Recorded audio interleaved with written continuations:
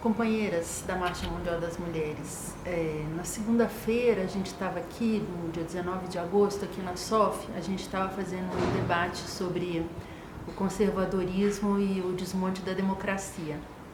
E enquanto a gente estava debatendo, de repente o céu ficou preto aqui na cidade de São Paulo.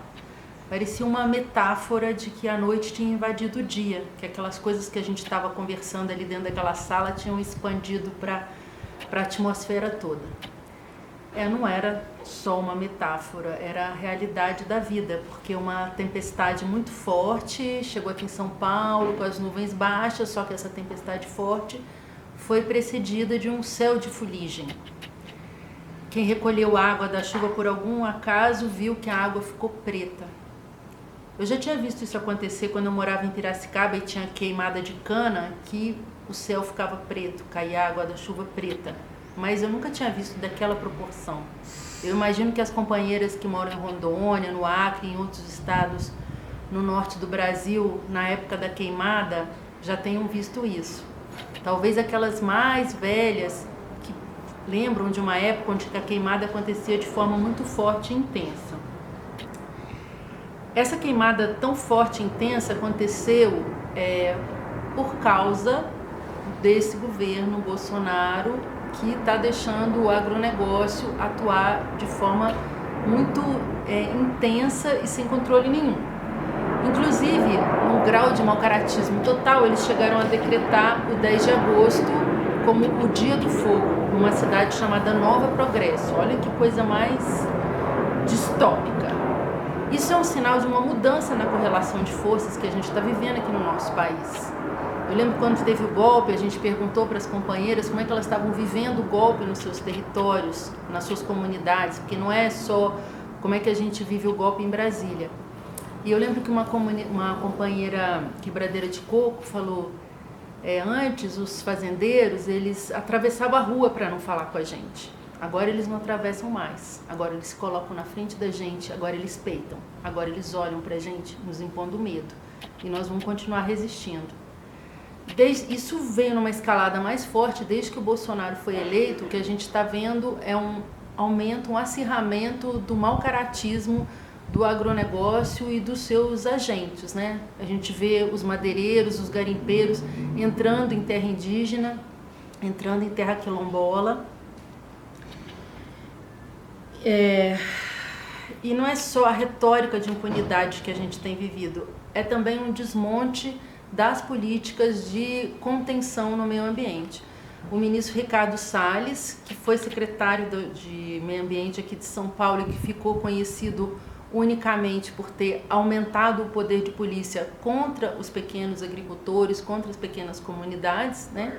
E tirar o busto do Lamarca de um dos parques, umas unidades de conservação aqui de São Paulo, além de ser conhecido também por ter alterado o mapa de zoneamento para permitir a entrada de empresas dentro de uma área de proteção aqui de São Paulo, além de não pagar pensão para os filhos. Bem, esse é o senhor, nosso ministro do Meio Ambiente. Ele, quando ele assumiu, ele já falou de uma contenção de gastos, justamente diminuindo e questionando os recursos utilizados na fiscalização ambiental, né? A gente viu a demissão do presidente do INPE numa linha de se os dados estão contra a minha política, eu destruo os dados, coisa que a gente está vendo também nos ataques contra o IBGE. A gente viu a desautorização dos fiscais, né? Então, fiscais que... É muito louco esse negócio aí dos fiscais, porque às vezes a gente vê fiscal que vai olhar dentro da panela de uma agricultora se tem caça, enquanto passa um caminhão de madeireiro do lado. Mas também tem fiscal que se coloca na frente de um caminhão de madeireira porque não tem outra forma de fazer eles não irem em frente. Justamente contra esses que conseguem, que ainda se mantêm, né, lutando contra a ocupação dos madeireiros, destruindo a floresta, foi que o governo Bolsonaro, o ministro Ricardo Salles atuaram desautorizando as ações que eles estavam fazendo. E também com esse corte no orçamento todo na área ambiental. Então, o que está acontecendo na área ambiental é muito parecido com o que está acontecendo em outros setores do governo, por exemplo, na educação e nos ataques às universidades públicas. Da mesma forma que tem um ataque à construção do saber popular nas universidades públicas, tem um ataque ao saber das comunidades tradicionais que é plasmado nas florestas e que é destruído pelo fogo e pela ação das grandes madeireiras. Essa situação toda é muito dura, é uma situação extrema, é o que a gente está vivendo em várias áreas, mas a gente tem que manter nossa capacidade de luta e de resistência.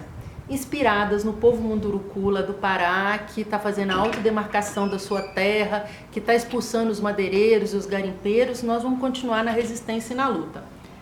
As companheiras do MST já estão conversando com a gente, propondo que nas datas entre 20 a 27 de setembro a gente faça várias ações, né? Inclusive tem a proposta de uma greve sobre o clima.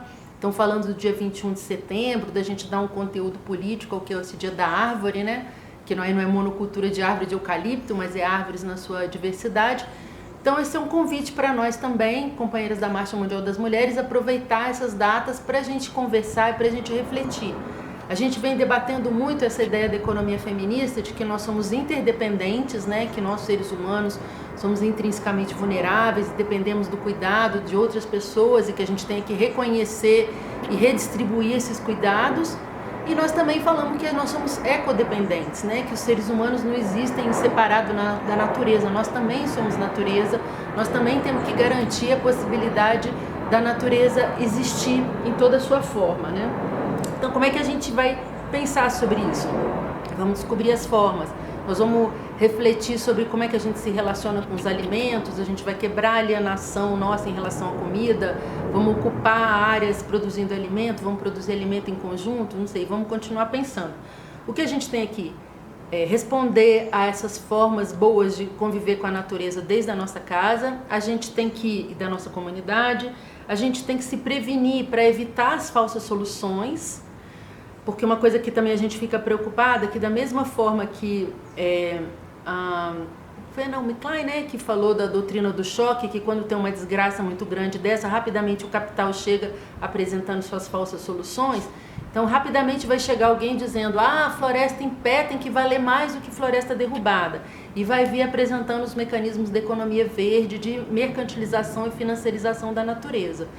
Nós também sabemos que essa é uma falsa solução e que a gente tem que apostar no fortalecimento das comunidades tradicionais, mas também na nossa capacidade de construir comunidade nas cidades. Então a gente recomenda todo mundo a ler, a gente vai colocar alguns textos no final, ler, debater, construir alternativas desde o seu território, seguir se mobilizando, firme e forte, fora Bolsonaro, soberania dos povos, vamos manter a Marcha das Margaridas viva no nosso coração, porque nenhuma noite de terror pode atrasar o dia.